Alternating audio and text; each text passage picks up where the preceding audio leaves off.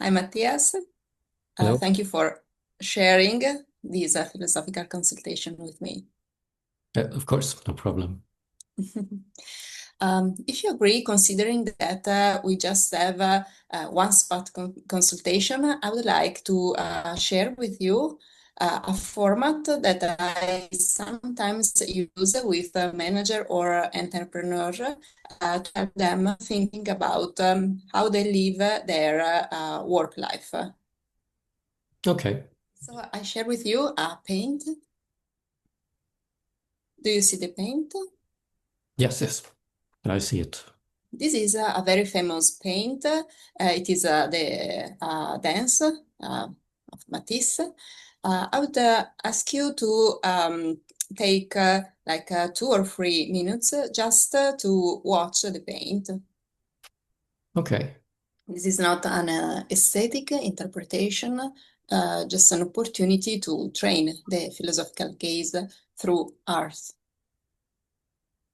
So I would like to ask you, where do you see harmony in this painting, and where do you perceive tension in the paint? Well, I see harmony in that they are together. They form a circle and they look very relaxed and it looks organic. It looks smooth. It looks soft. So yes, that's the harmony I see. Okay, and on what basis do you say that? Which are the concrete elements that make you feel harmony in this paint? The um, the the way they hold their bodies. Um, it's like they are adapting their bodies to each other. So it's 5 different bodies, but it's like they all melt together as one. You can Okay, see, yeah, one arm continues with the next arm, so they all hang together and dance together. okay, so you connect the way they take their hands, each other, to harmony. Yes, yes, Okay, so basically the hands. and not just the hands, but yeah, they are connected through the hands, but you can see their arms as well. It's like they come together, so it's like one long arm. It's not 10 separate arms, but it comes together into one. Okay, so the first connection, if I understand that what you are saying, is that you perceive harmony in the way that they are in the space, thanks through their arms and this kind of circle that they create with their bodies. Yeah, yes. Okay, and instead, where do you perceive tension? They are not looking at each other. They are looking down. Mhm. So there seems to be, yeah, it gives the impression that they don't want to see each other. So they are averting their faces, twisting their necks and heads so they don't have to look at each other. So it's there I see some tensions moving away from each other. Okay, they are basically avoiding to look each other. Yeah, yeah.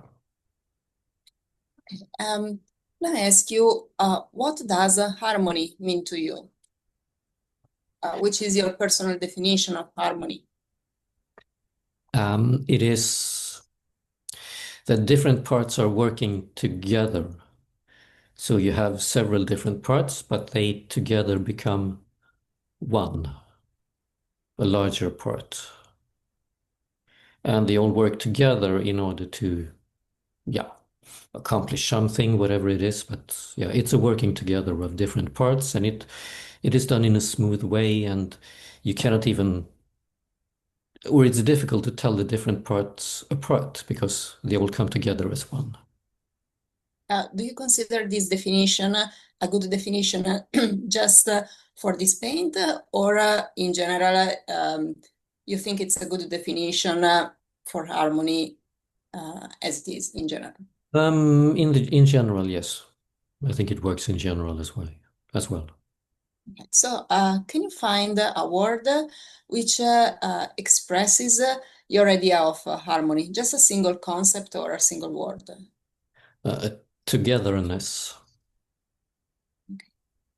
So, do you think that we can perceive a harmony just when something is in relationship with something else? Because you talk about togetherness. So, it implies a kind of relationship between things or between people. Yeah, yes. Okay, so you think that something which is a single cannot express harmony? Yes, that's true. I think it has to be different parts. But then I think like if you have only one person, okay, it can be different aspects of the person which come together, but in some way it has to be more than one. It has to be several things to make a harmony. Okay, so if we consider something like atoms or something very, very small, okay, you don't think that it is possible to talk about harmony in this case? No, if we only look at one thing, I don't think it's possible to talk about harmony. Okay. On the other side, which is your personal definition of tension? What does tension mean for you? Tension is where different things are pulling in different directions. They're not coming together. They are still connected, but they are going in different directions. Okay, so some things or some people can be connected without being in harmony. Yes, yes, yes. Okay, can you make an example about this definition of tension? Can you put it in a concrete example? Yes, you can have a group of people working together on a project, but they have different ideas about how to do it. And they all stick to their own ideas, so they move in different directions. They want to do it in different kinds of ways. So this will create tension within the group because they will not come together and share the same idea. They will still be a group, but they will be uh, pulling themselves in different directions. So it will be hard to work. Um, it will be a Okay. tearing, a splitting of the group. Starting from your example, uh, could you think about a situation which we can apply to a team, a work team, in which harmony is a kind of a resource, it is something good, positive, and another situation in which harmony can represent a limit, and vice versa about tension, an opportunity connected to harmony and tension, and an obstacle, a limit connected to harmony and tension. Yeah. Okay, harmony. Positive about it is that when people in this group come together, they have the same idea. The work will be easy, the work will be smooth, they will be moving in the same direction. Well, if there are problems, the problems will come from outside, and the group together can solve it because they work as one team, as one group. So that's positive. Negative about harmony is that it can be single-minded. It can be difficult to have different ideas. If they encounter a problem, the group will just have one way of dealing with it. If it's harmony within the group, it might be difficult to approach it from different directions because they're all just moving, the whole group is moving in one direction. So it can limit the ways of approaching a problem. It can limit the number of ideas you can have in the group.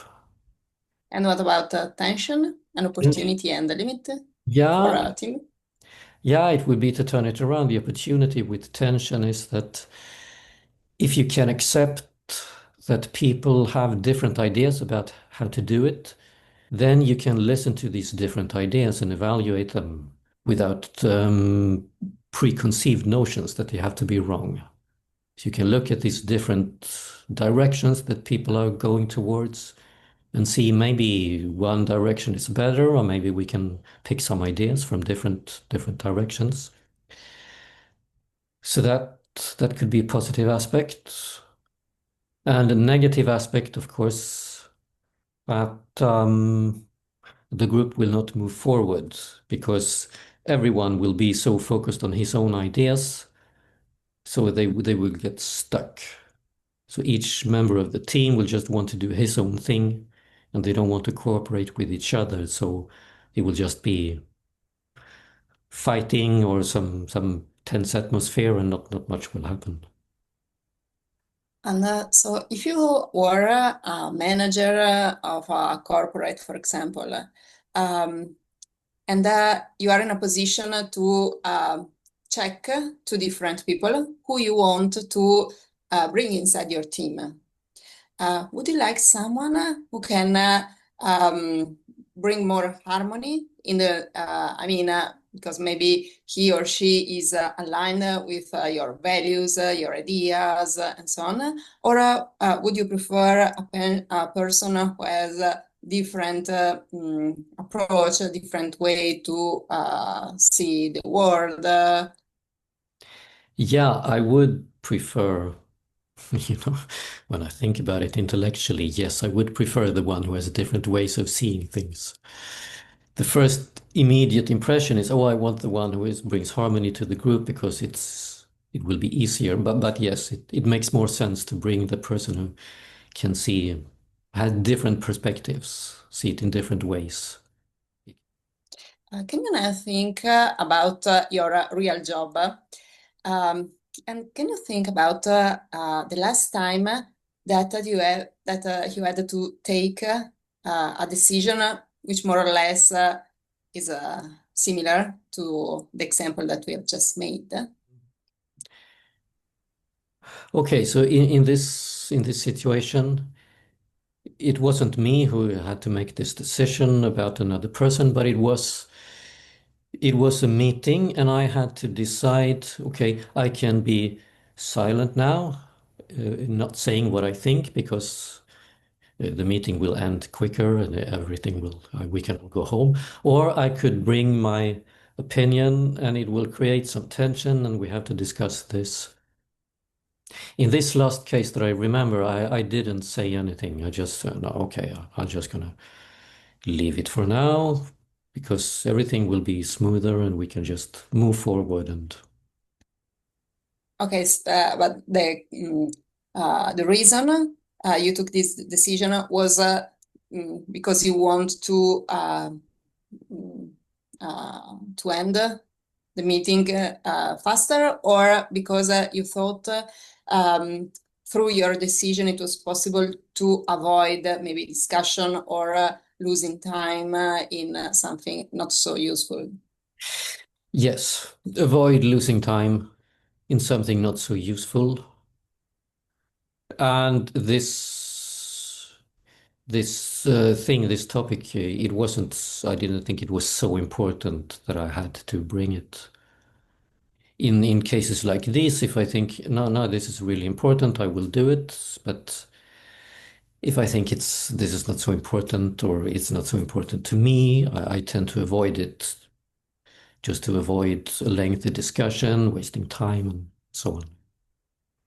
Okay, so sometimes, if I understand your point of view, sometimes tension is a way to bring creativity, for example, in a team, to see things from a different point of view, and also maybe to find solutions which we do not consider if each member of the team see the world in the same way. Yeah, yes. Right. Okay. On the other side, sometimes different or tension can make people lose time and also energy, because it is not the aim is not to find, for example, a solution or a new proposal, but it is something which doesn't have a name, we can say. Yeah. Okay. And if you have to consider your activity of philosophical counseling, where do you recognize harmony in this activity? And in which situations do you encounter tension? Mhm. Harmony, I would say it's when you okay, one example of harmony is when you have a client and they have their issues, they have their problems, whatever it is, but they can start to reason about it and they can maybe reconcile with their issues and accept that, okay, fine, this is part of life.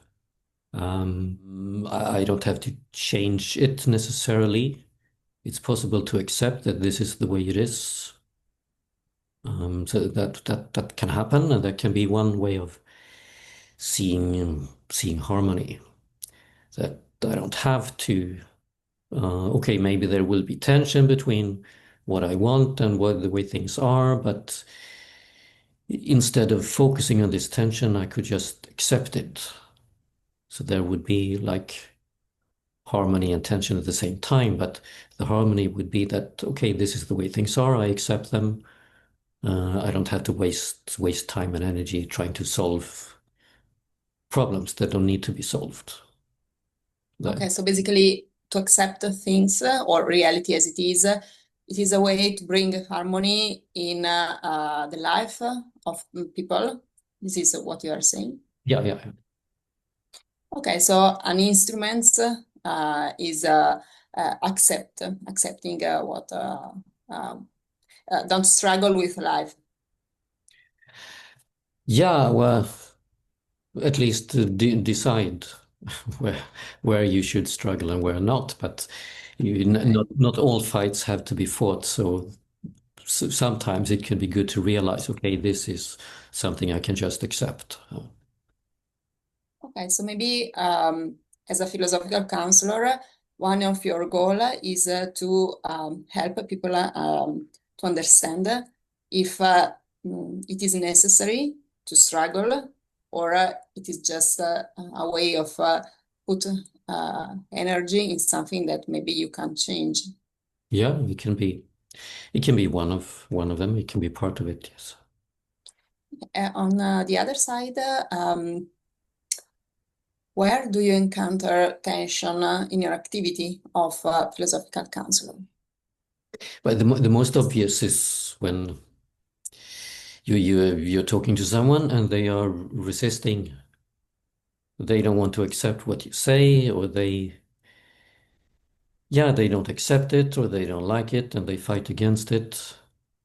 And you propose an idea and they refuse it, or you try to give some hypothesis or some interpretation, and they say, no. You don't understand me. It's not about me. I'm different. I know. So these kinds of sometimes a power struggle almost. And in which situations do you think that creating harmony with your client can be a resource for your activity? And in which situation tension can be a resource for a philosophical counselor or for the counseling itself? Well, harmony can be a resource because if you bring harmony in the sense that we talked about, reconciliation and so on, it's the life or the situation will not be so difficult for this person. Instead of struggling with whatever issues they have, if they can find some more harmony in their life, if they can reconcile with their inner attention and just accept it, and yeah, that will, I would say, be a benefit. Okay, so to create kind of coherence between what you think, what you feel, and what you do in your life. Yeah. And as regards the relationship between counselor and client, um, which are the benefits of harmony and which are the benefits of tension?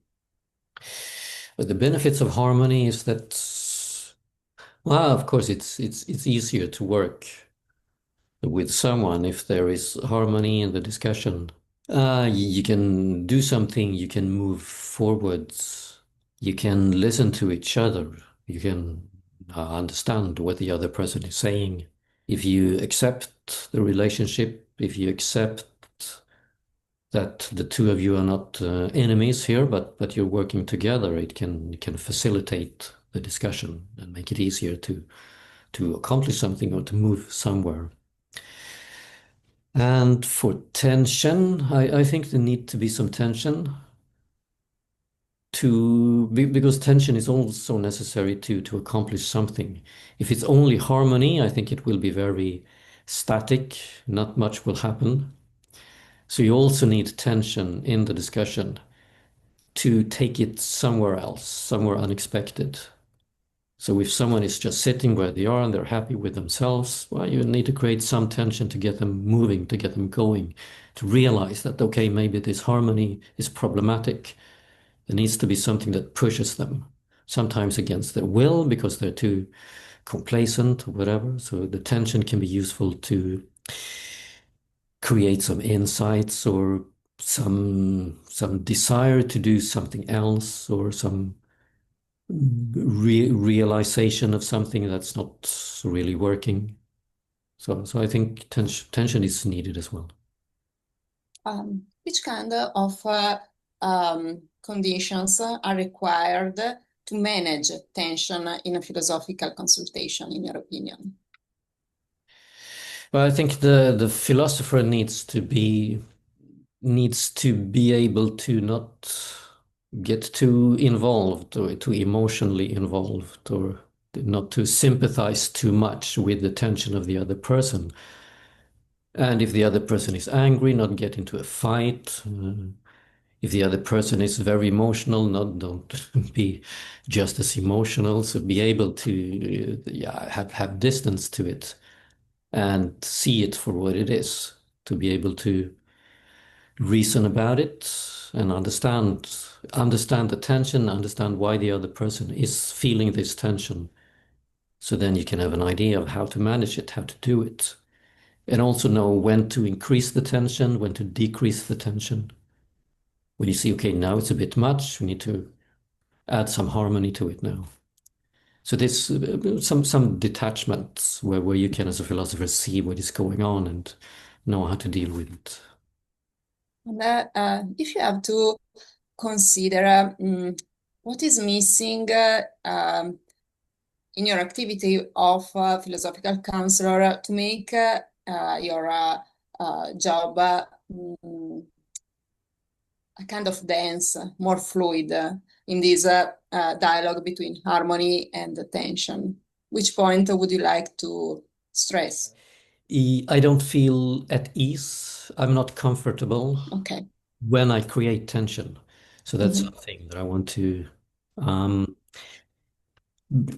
do more of. Because myself, as a person, I prefer harmony. I don't like conflict. I don't like tension.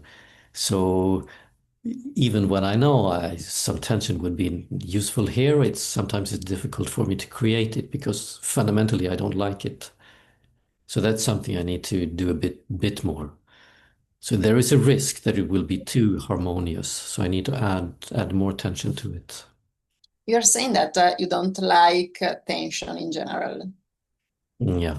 Okay, but some minutes ago we pointed out some important concept connected to tension for a team or just for our profession as a philosophical counselor.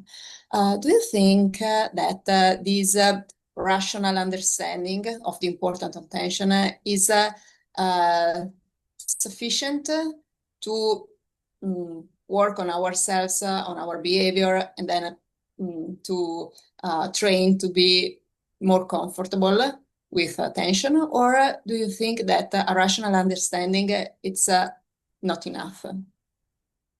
I don't think it's enough in itself, a rational understanding. I think if you start with a rational understanding, you can realize, okay, I have to practice this.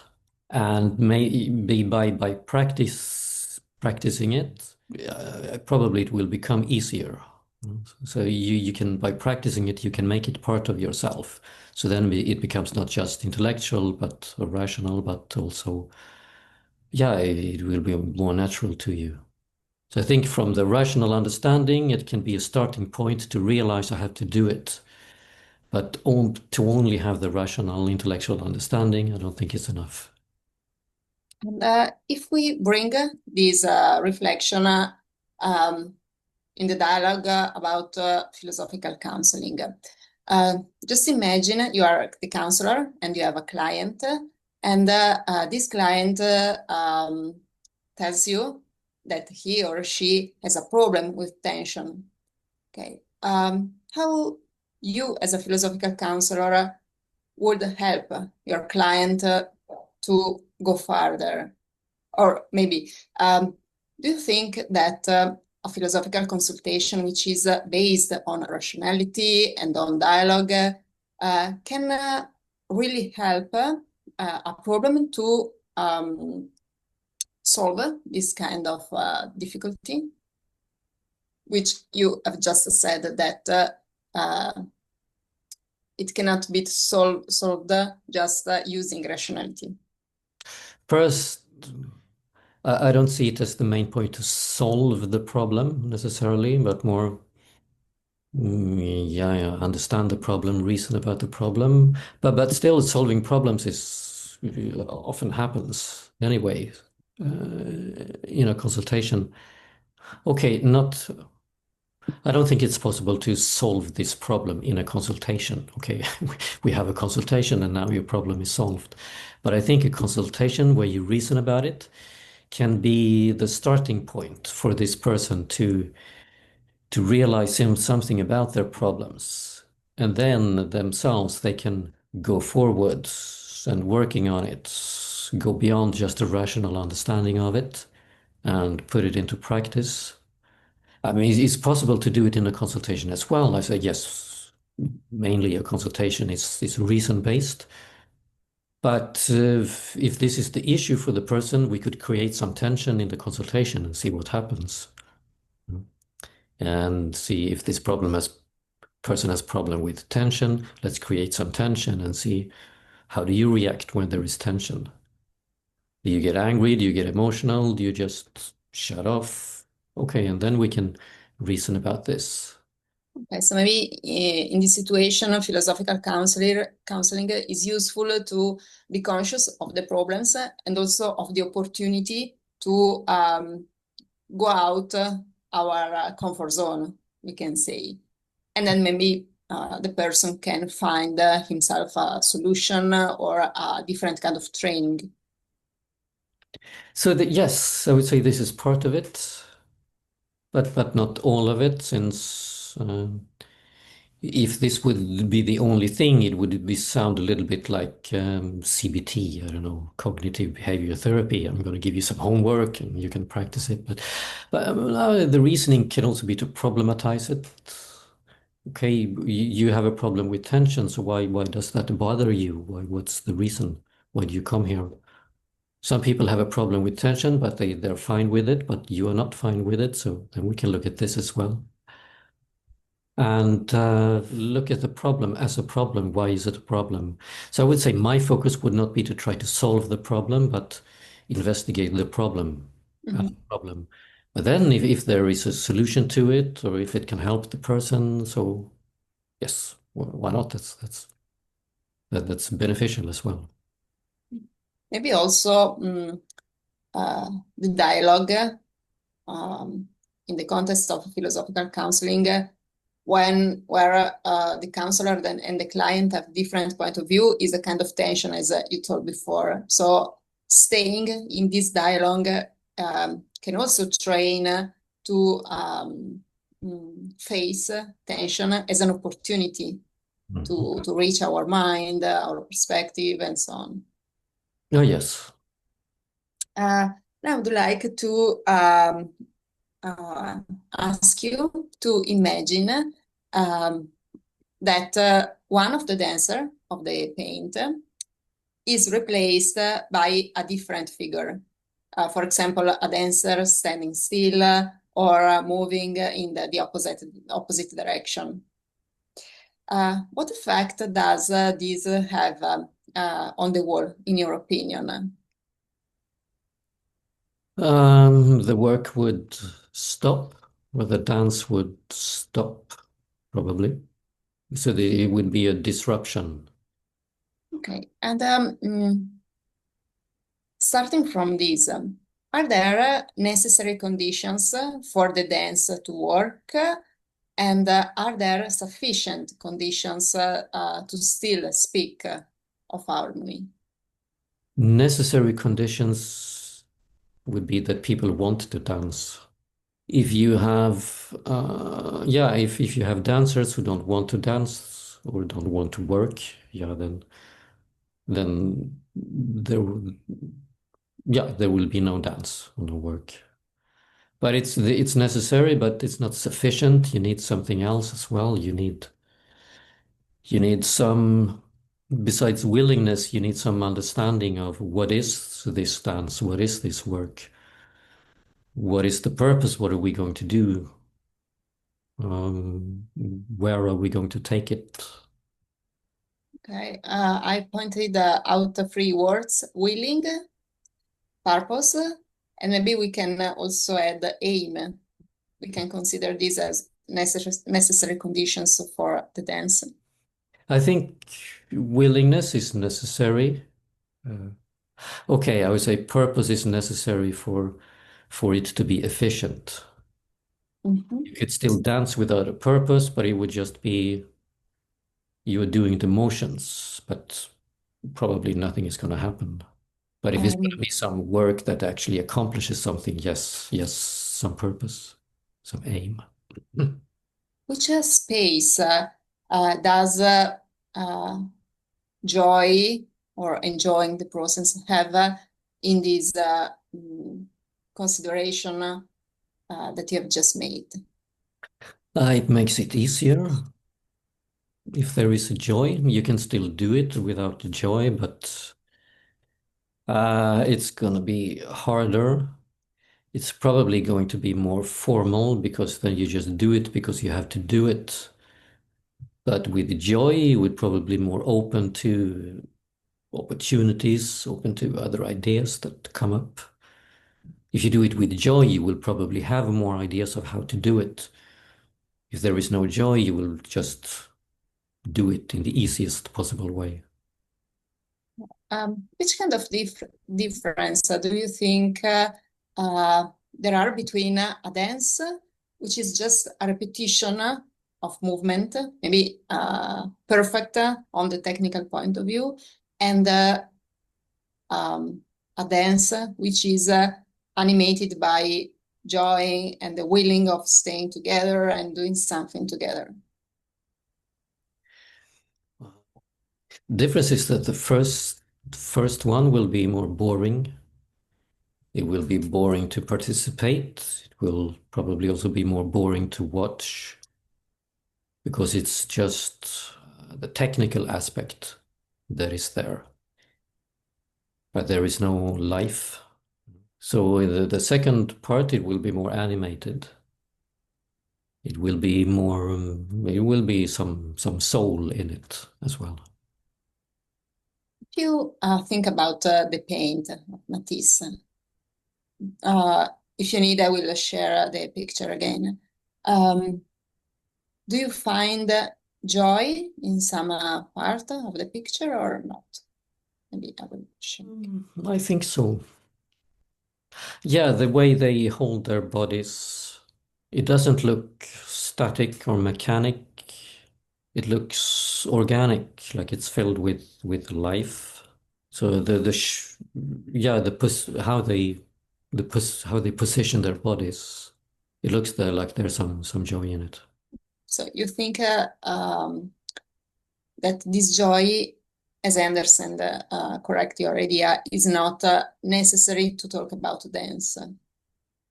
No, you can still dance without joy.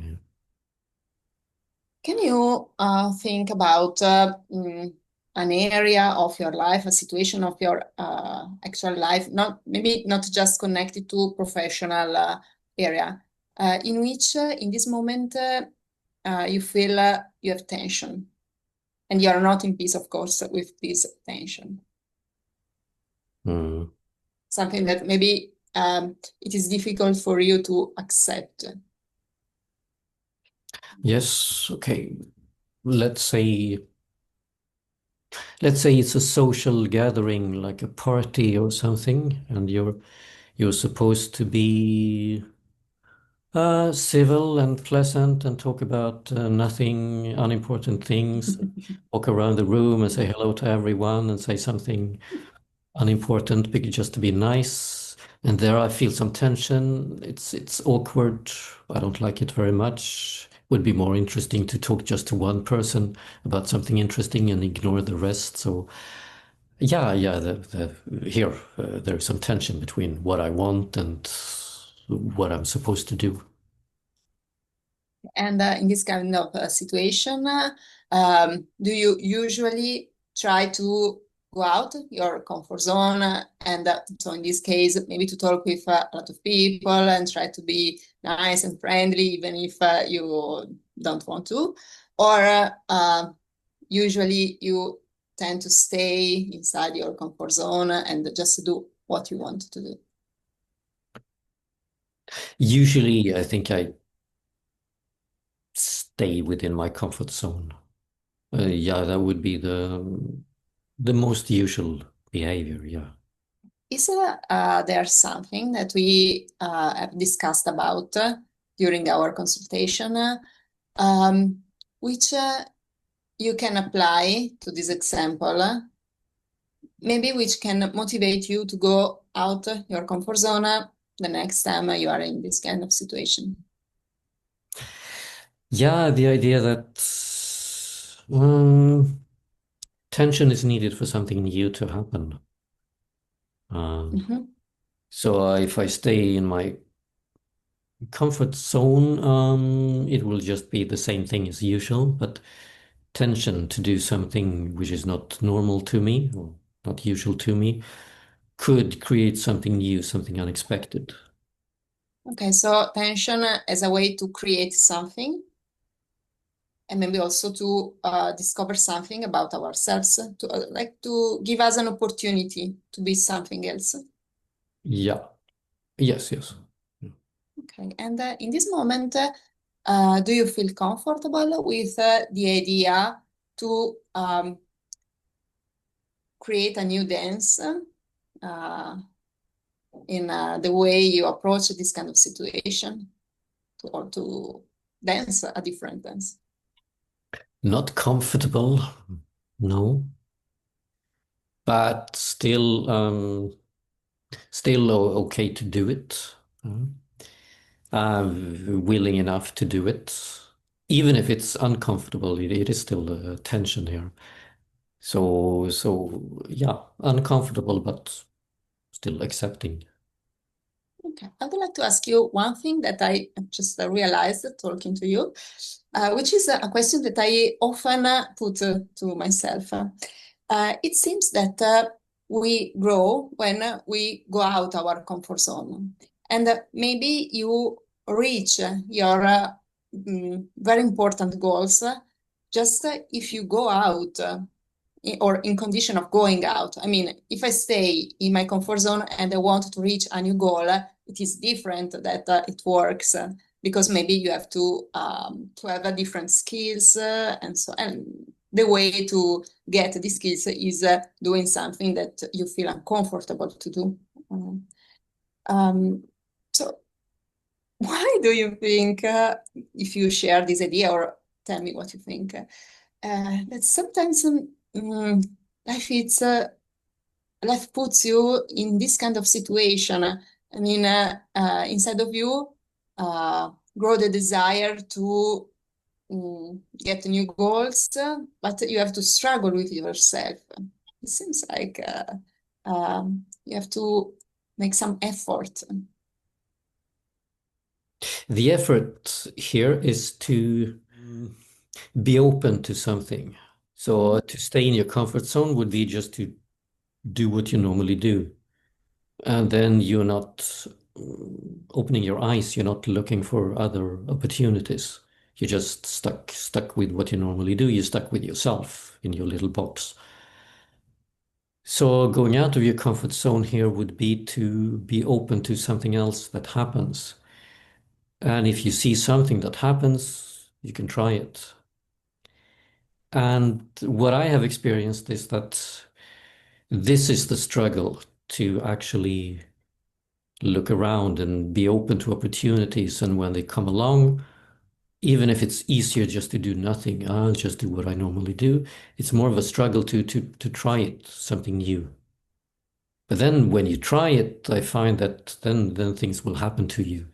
Because when you try something new, then you will meet new people. There will be even more opportunities. New doors will open. Things will happen. So the struggle here would be just to break out of your inertia and uh, seize the opportunity and be courageous enough to do it, even if this is not what I would usually do. Maybe 9 times out of 10, nothing happens, but the 10th time, something happens. Do you think a person can grow staying in his or her comfort zone? No, I think not. If you stay in your comfort zone, you will do So the same thing. Okay, maybe you will get better at doing the same thing, but you will just do whatever you have been doing so far. You will just keep doing that. So there will be, I think, not much growth. So tension is a part, is a necessary part of our lives if we want to grow, to evolve, to be the best version of ourselves some way. Yeah, yes, I think so. There is always tension, so I think we need to accept it and not to avoid the tension. Tension is necessary, I think, for growth. Yeah. We are arriving to a conclusion of our counseling. I would like to ask you, what do you take away from this experience, this exploration? And secondly, I would like to ask you if there is something, an idea, concept, or an emotion which surprised you.